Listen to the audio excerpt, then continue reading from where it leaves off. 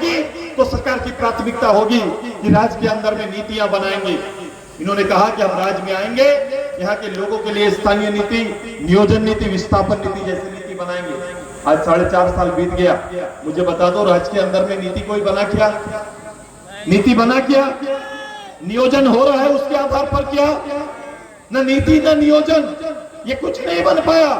आज देखो इस प्रदेश में अगर कहीं पर कॉन्ट्रेक्चुअल सर्विस भी दे रहे हैं, जो सरकार कह रही थी कि हम आएंगे साल में 5 लाख नौकरी देंगे, कहा था कि नहीं कहा था?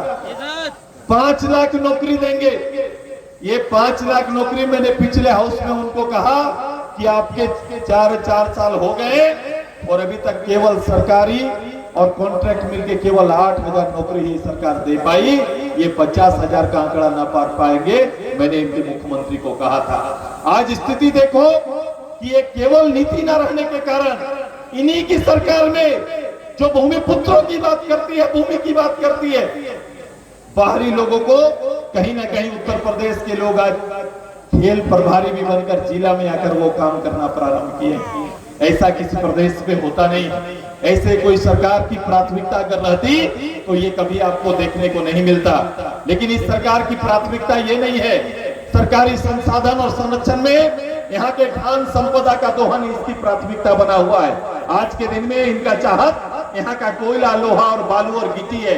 इससे ज्यादा झारखंड के आम गरीब लोग इस सरकार को दिखाई नहीं देते हैं। यहाँ पुलिसिया आचरण को देख लो, जिस शासन में पुलिसिया आचरण किस रूप से काम कर रहा है, पुलिस जनता के लिए कहीं पर आपको दिखाई नहीं देगा। यहाँ पुलिस आपको रात को दोहन करते हुए दिखाई देगा और दोहन करने वालों को संरक्षण देते हुए दिखाई देगा। यही इन्होंने सरकारी लोगों का चरित्र बना दिया है। एक प्रखंड के अंदर में काम करने वाला एक राजस्व कर्मचारी केवल जमीन को किसी मूल लोगों के नाम से हटाकर दूसरे कंप्यूटर पे केवल अपलोड करने के नाम पर जमीन किसी और का और जमींदार का जमीन जीरो करके रख दिया है। हेरा फेरी करके उसकी कमाई सरकार अपने तक पहुंचाने की तैयारी है। गांव के लोग सर्कल ऑफिसर में जा जाकर घूम रहे हैं, अपना जमीन बचाने के लिए हथियार लेके घूमते हुए नजर आ जा रहे हैं। ये आप देखेंगे कि अराजकता का स्थिति किस हद पर है। इन्होंने कहा हम आवास बनाएंगे। जब प्रधानमंत्री आवास बनाने की बात आई तो प्रधानमंत्री आवास के लिए आने वाले भारत सरकार के पैसे को दूसरे विषय में खर्च करने की तैयारी में लगे थे। सरकार ने इसको लेकर प्रश्न किया तो हल्ला तौबा मचाने लगे कि भारत सरकार फंड नहीं दे रही। इन्होंने कहा तब हम आबुआ आवास लेके आएंगे। ये आबुआ आवास लेके आए। मैंने कहा कि ये आबुआ आवास आपका आज के दिन में बबुआ आवास बन गया है। ये बबुआ